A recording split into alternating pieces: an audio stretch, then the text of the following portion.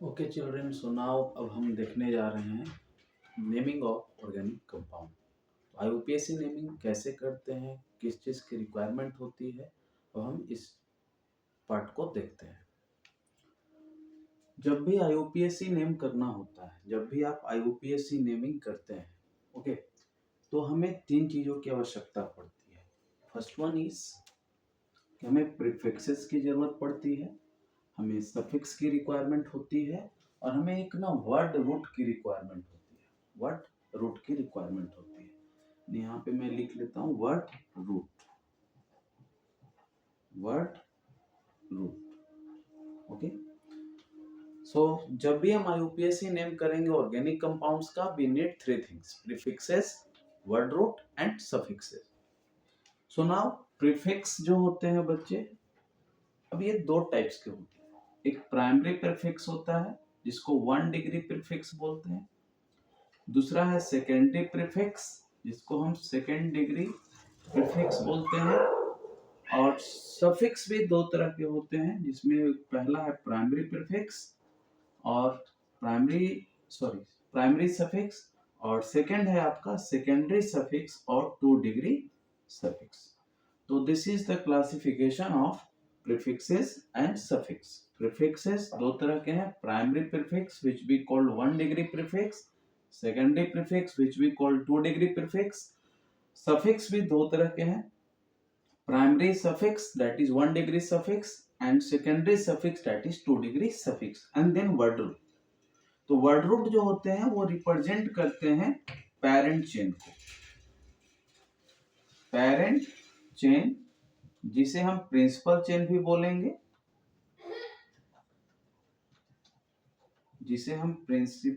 भी बोलेंगे, और ये generally longest continuous carbon chain होते हैं किसी भी मॉलिक्यूल के अंदर। जो पेरेंट चेन है और जो प्रिंसिपल चेन है, ये बेसिकली है longest continuous carbon chain. This is L for longest continuous carbon chain. तो ये तीन चीज की रिक्वायरमेंट है हमें किसी भी नेमिंग ऑर्गेनिक कंपाउंड के नेमिंग को करने के लिए।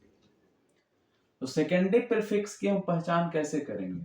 सेकेंडरी प्रीफिक्स क्या हो सकता है गिवन कंपाउंड में, गिवन मॉलिक्यूल? तो सेकेंडरी प्रीफिक्स जो है वो एक सब्स्टिट्यूएंट्स होते हैं। और ये सब्स्टिट्यूएंट्स क्या कौन कौन हो सकता है ये आप देखिए। सब्स्टिट्यूएंट्स में आपका अल्काइल ग्रुप आएगा, जितने भी अल्काइल ग्रुप हैं। हेलो ग्रुप, जितने भी हेलोजेन्स हैं, जैसे chlorine, fluorine, bromine and iodine, all these four are halo group. Nitro group अगर लगा हुआ है मॉलिक्यूल में, NO2 लगा हुआ है, तो भी आपका एज ए सेकेंडरी प्रीफिक्स हम उसका नाम लिखेंगे। अल्कोक्सी ग्रुप है, अल्कोक्सी ईथर का ईथर को बोलते हैं, और अल्कोक्सी ग्रुप भी अगर है OR, तो वो भी आपका सेकेंडरी प्रीफिक्स में ही आएगा। अपार्ट फ्रॉम दिस, हम यहाँ पे हाइड्रोक्सी को भी ले रहे हैं as a prefixes. Formyl aldehyde को बोलते हैं एज ए प्रीफिक्स। अल्डिहाइड का प्रीफिक्स नेम फॉर्माइल है, और कीटोन का प्रीफिक्सेस नेम ऑक्सो होता है। बट इसके कुछ सर्टेन रीजंस हैं। Sorry, derivatives of hydrocarbon. Okay, आपको बहुत बार मैंने बात करी है डेरिवेटिव्स ऑफ हाइड्रोकार्बन का। पहला है आपका मोनोफंक्शनल कंपाउंड, यानी वैसा कंपाउंड जिसमें एक फंक्शनल ग्रुप है, और दूसरा हाइड्रोकार्बन डेरिवेटिव जिसमें पॉलीफंक्शनल यानी एक से अधिक फंक्शनल ग्रुप मौजूद होते हैं। एक से अधिक फंक्शनल ग्रुप मौजूद होता है तो उसमें हमें एक फंक्शनल ग्रुप को एज्यूम करना है, मानना है, कंसीडर करना है, फाइंड आउट करना है कि हमें प्रिंसिपल फंक्शनल ग्रुप हो। कैसा ग्रुप हो? Principal functional group. और प्रिंसिपल फंक्शनल ग्रुप जो होते हैं वो हमेशा सेकेंडरी सफिक्स होता है, ओके। तो अगर हम इस कंपाउंड के बारे में बात करते हैं तो इसमें देखिए कार्बोजाइलिक फंक्शनल ग्रुप है, क्लोरीन भी फंक्शनल ग्रुप है, अल्कोहल भी फंक्शनल ग्रुप है। और जब हम इसमें बात करते हैं तो सिर्फ अल्कोहल फंक्शनल ग्रुप है। तो इसमें एक ही फंक्शनल ग्रुप एग्जिस्ट कर रहा है, तो ये मोनोफंक्शनल कंपाउंड है। और इसमें एक से अधिक है फंक्शनल ग्रुप, तो ये पॉलीफंक्शनल है।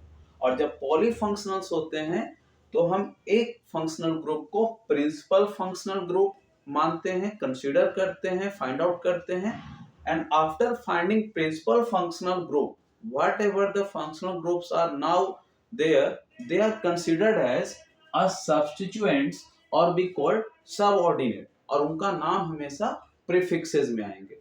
तो यहाँ पे मैं बताऊं कि इस कंपाउंड के अंदर ये हमारा प्रिंसिपल फंक्शनल ग्रुप है COOH। तो क्लोरीन जो है फंक्शनल ग्रुप लगा हुआ है, या जो OH अल्कोहल फंक्शनल ग्रुप लगा हुआ है, इनका नाम हम देंगे एज ए सेकेंडरी प्रीफिक्स। तो पॉलीफंक्शनल कंपाउंड के अंदर जब OH आपका मौजूद हो तो हम उसको बोलते हैं हाइड्रोक्सी। उसी तरह से अगर उसमें अल्डिहाइड होता तो उसका प्रीफिक्सेस फॉर्माइल होता, अगर कीटोन होता तो ऑक्सो उसका प्रीफिक्सेस होता, और ऐसे बहुत सारे हम प्रीफिक्सेस यूज करते हैं। देन इसके बाद है प्राइमरी प्रीफिक्स। प्राइमरी प्रीफिक्स जो होती है ये हमें ऑर्गेनिक मॉलिक्यूल के अंदर ये बताते हैं कि ऑर्गेनिक मॉलिक्यूल यानी कंपाउंड सैचुरेटेड साइक्लिक है या ओपन चेन है। If compound is cyclic then we use the word cyclo, otherwise हम उसे लेफ्ट करेंगे। इसके बाद है वर्ड रूट। वर्ड रूट जो होती है वो पेरेंट चेन को बोलते हैं। पेरेंट चेन का मतलब कि हम किसी भी मॉलिक्यूल ऑर्गेनिक मॉलिक्यूल में कार्बन का एक लॉन्गेस्ट चेन को फाइंड आउट करते हैं, और वही लॉन्गेस्ट चेन आपका जो होता है वो पेरेंट चेन कहलाता है, उसी को हम प्रिंसिपल चेन बोलते हैं। और ये पेरेंट चेन या प्रिंसिपल चेन अगर कार्बन 1 की है पेरेंट चेन तो हम उसके लिए वर्ड रूट मीथ यूज करते हैं। अगर 2 कार्बन की चेन है वहां पे पेरेंट चेन तो हम ईथ यूज करते हैं as a word root. Okay, इस तरह से हम अगर 4 कार्बन का वर्ड पेरेंट चेन है तो हम ब्यूट यूज करेंगे, 5 कार्बन है तो पेंट यूज करेंगे, लाइक दिस। इसके बाद प्राइमरी सफिक्स का क्या काम है? प्राइमरी सफिक्स का मतलब होता है कि हमें कंपाउंड को ये आइडेंटिफाई करने में मदद करता है कि कंपाउंड सैचुरेटेड है और अनसैचुरेटेड है। ओके, तो कंपाउंड अगर सैचुरेटेड है we use the primary suffix ANE। Okay, if a compound consist of one double bond it means unsaturated, then we use the suffix primary suffix in। और जब 2 double bond एक ही compound में होता है तो हम उसके लिए यूज करते हैं डाइइन। उसी तरह से एक ट्रिपल बॉन्ड है तो आइन, और 2 ट्रिपल बॉन्ड है तो डाई आइन यूज करते हैं। इसी तरह से कंपाउंड के अंदर एक से अधिक मल्टीपल बॉन्ड्स यानी 3 डबल बॉन्ड होंगे तो हम वहां पे 3 के लिए एक वर्ड यूज करेंगे ट्राई, 4 है तो टेट्रा, 5 है तो पेंटा, इस तरह से यूज करते हैं। इसके बाद सेकेंडरी सफिक्स डिसाइड करती है कि कंपाउंड की प्रॉपर्टी कैसी होगी। मींस अब इसका जो मेन फंक्शनल ग्रुप है कंपाउंड का वो कौन होगा। अगर मोनो फंक्शनल कंपाउंड है तो उसमें जो एक सिंगल फंक्शनल ग्रुप मौजूद है वही उसका प्रिंसिपल फंक्शनल ग्रुप होगा, और उसके अकॉर्डिंग हम सेकेंडरी सफिक्स यूज करेंगे। और अगर पॉलीफंक्शनल है तो उसमें हम एक प्रिंसिपल फंक्शनल ग्रुप को आइडेंटिफाई कर लेंगे जो as a secondary suffix use होगा, और बाकी जो फंक्शनल ग्रुप रहेंगे वो सेकेंडरी प्रीफिक्स की तरह हम उसका नाम लिखेंगे। तो ये एक कॉन्सेप्ट होना चाहिए during naming of organic compounds. And apart from this कुछ रूल्स हैं यहाँ पे जो हमें और ध्यान रखना है। जब आप वर्ड रूट लिखते हैं तो यहाँ एक रूल बोला गया कि वर्ड रूट में आप एक्स्ट्रा ए लिखिएगा, वर्ड रूट में एक्स्ट्रा ए को ऐड करोगे जब प्राइमरी सफिक्स कॉन्सोनेंट से स्टार्ट, वॉवेल से नहीं, कॉन्सोनेंट से। प्राइमरी सफिक्स अगर वॉवेल से नहीं स्टार्ट होके कॉन्सोनेंट से स्टार्ट होता है तब हम वर्ड रूट में एक्स्ट्रा ए ऐड करेंगे। जैसे देखिए यहाँ पे ई है तो ई तो वॉवेल है, अब वॉवेल है तो यहाँ पे हम इसके वर्ड रूट में एक्स्ट्रा ए ऐड नहीं करेंगे, बट यहाँ पे जैसे DIEN डाइन हो गया।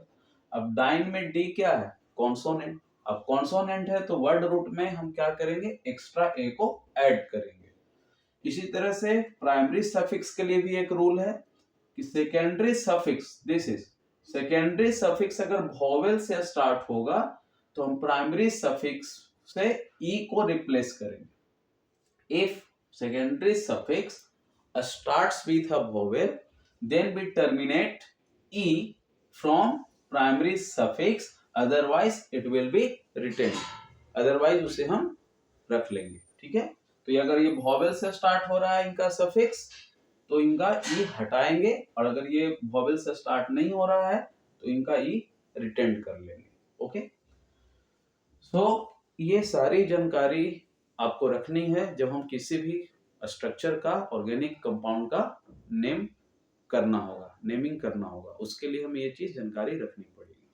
तो आगे हम देखेंगे एक एक करके one by one. That is हम पहले बात करेंगे सैचुरेटेड हाइड्रोकार्बन की, जिसमें हम अल्केन और उसमें जो स्ट्रेट चेन है, ब्रांच चेन है, उसके बारे में बात करेंगे। तो now after knowing all these things, अब हम वन बाय वन करके एग्जांपल्स के थ्रू सबका नेमिंग देखेंगे। ओके